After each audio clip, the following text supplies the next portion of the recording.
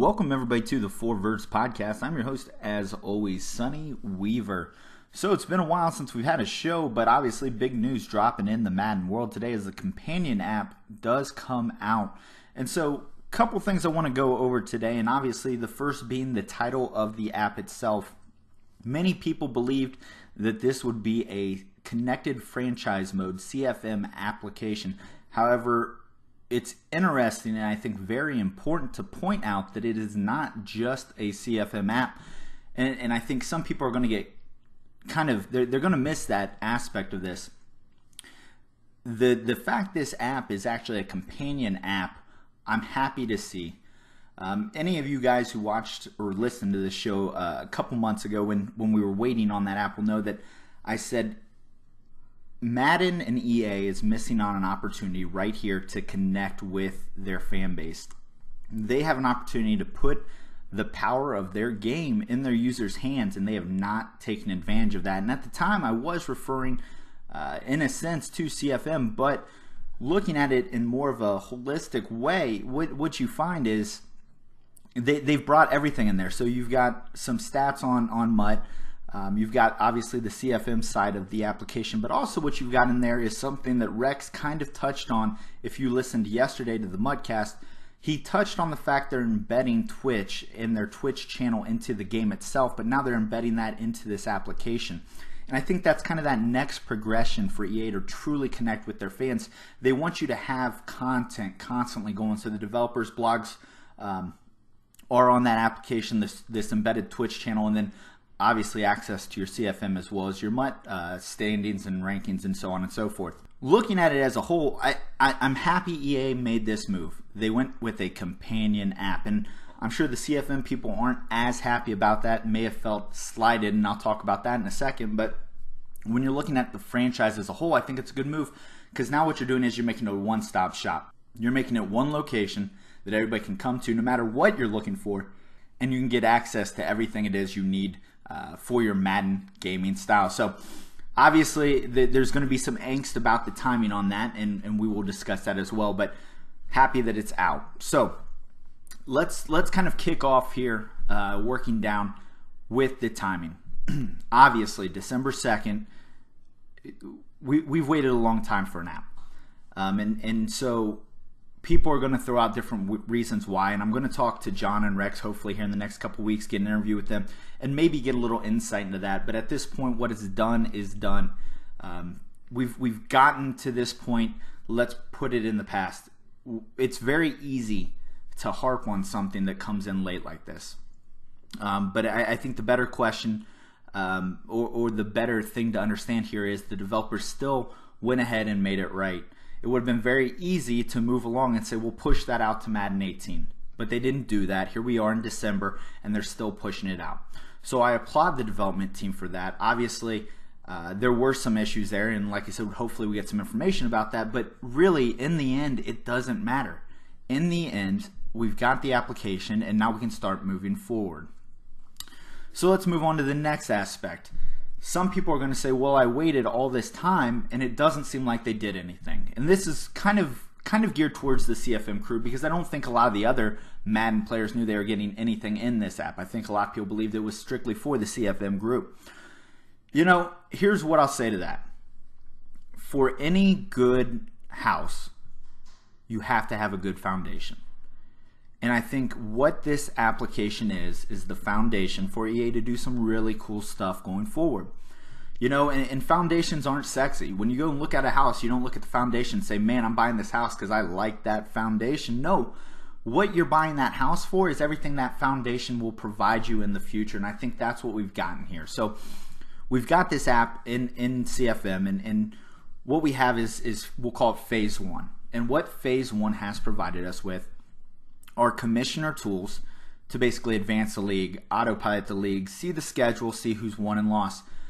And for many people, especially if you're in mainly a CPU type CFM, it may not be all that right now. It may not have a ton of value right now. But the first thing they wanted to do was, not let that league be held up by a commissioner that may be away from their system, can't get to it, whatever. So I applaud them for that. The second part of this phase was they have given us the ability to export statistics to third-party websites. I've seen a lot of questions about this, and this is another thing I'm hoping to get addressed with John or Rex here soon, is how do you go about getting access to the API to do that export? Obviously, right now, Daddy Leagues is the only one capable of doing that. As we speak right now, it's not completely up and functional. Obviously, some bugs. It's a new process and something we'll have to work out. But I think a lot of people want to get in the game, and I don't know if it's to necessarily directly compete with Daddy Leagues, but what you get is you get some ability here to do some really cool stuff. And I think innovation is great for anything in life. And so with the ability to export these, you're going to have these very creative people come up with ways to use those statistics. And I'm excited to see what that holds. It's just a matter of, what's the process for going about getting those, and how do we do that, and who's going to step up and do that. But that's obviously going to be available. It wasn't designed strictly for Daddy Leagues, although I will say they do a great job in what they do. They're just the ones here at Release that do already have the API set up for that. So for you guys asking about that, that's something I hope to look in soon. Like I said, reach out to John and Rex and see if we can't get an interview here soon. But back to the idea of not getting much, right? The foundation is now laid, and what we have is a foundation to build upon. And this isn't coming from EA directly.